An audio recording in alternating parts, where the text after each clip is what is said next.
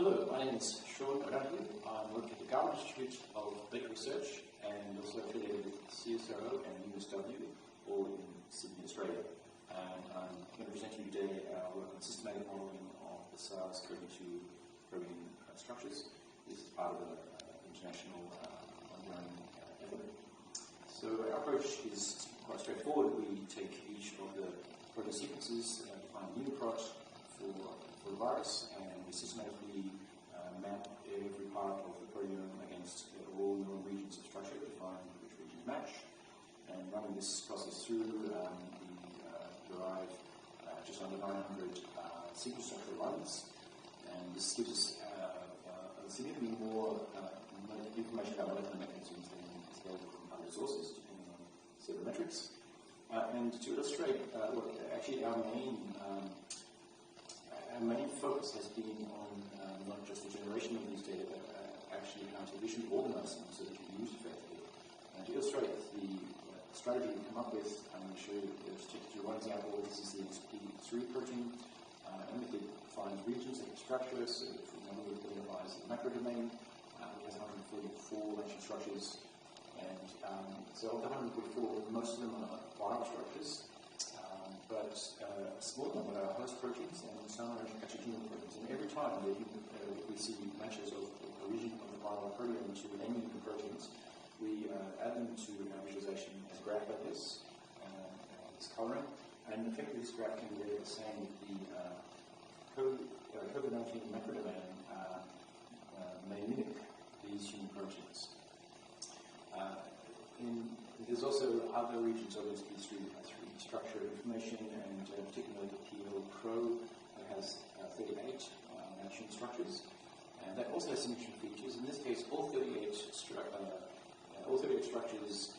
match to viral proteins, but in some cases, those viral proteins are bound to host proteins, and in some cases, those host proteins are human proteins. So again, when they're human proteins, we draw them in the graph, and use a different coloring scheme to distinguish between this mechanism, which is essentially called the hijacking. A viral protein binds to and disrupts the normal function of a host protein, as opposed to the functionality of mimicry. That still leaves regions of the protein where we don't find structures, and because we've done a systematic or in-depth search, it's a strong statement saying we just don't know the structure. Actually, we know that those regions don't have they have sequence that's not detectable sequence of anything we could ever solve the structure of. So they're really unknown structures. So we call them dark regions. And if we step back now and look at the whole genome and see how the coverage looks like, we see about 1/3 of the genome is comprised of these dark regions, in some cases entirely dark proteins.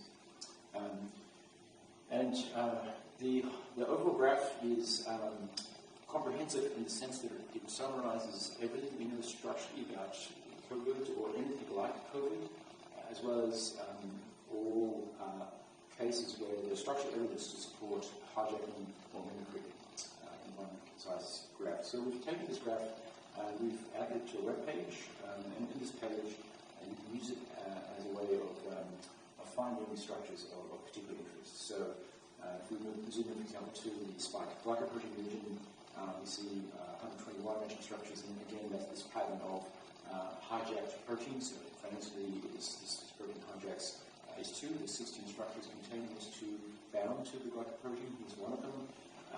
Note all the black marks that indicate that this protein is not these COVID-19 protein. It's actually another one. It's the SARS, and those black marks indicate regions where the sequence differs between COVID and SARS.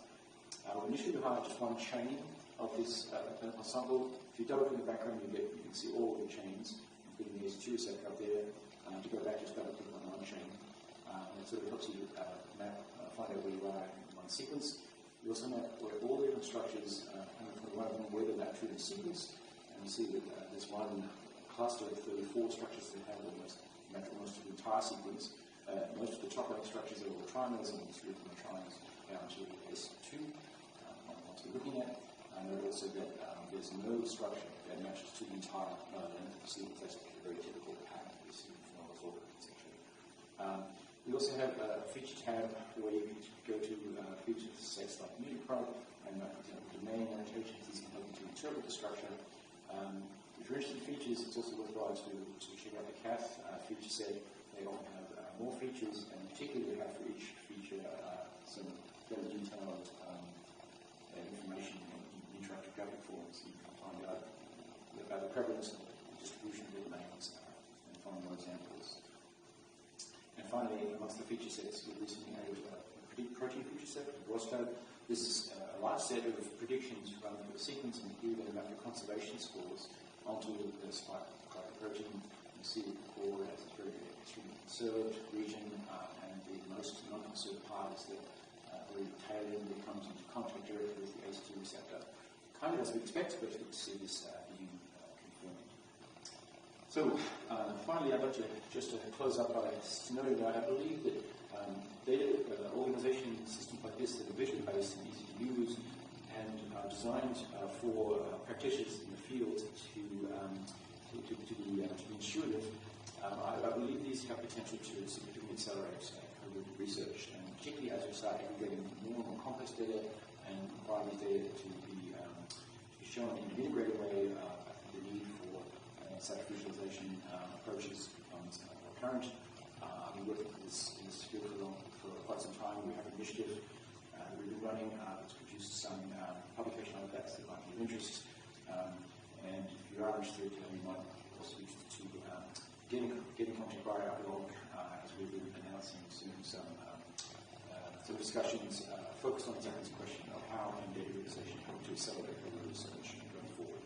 With that, that's all the points I need to cover, and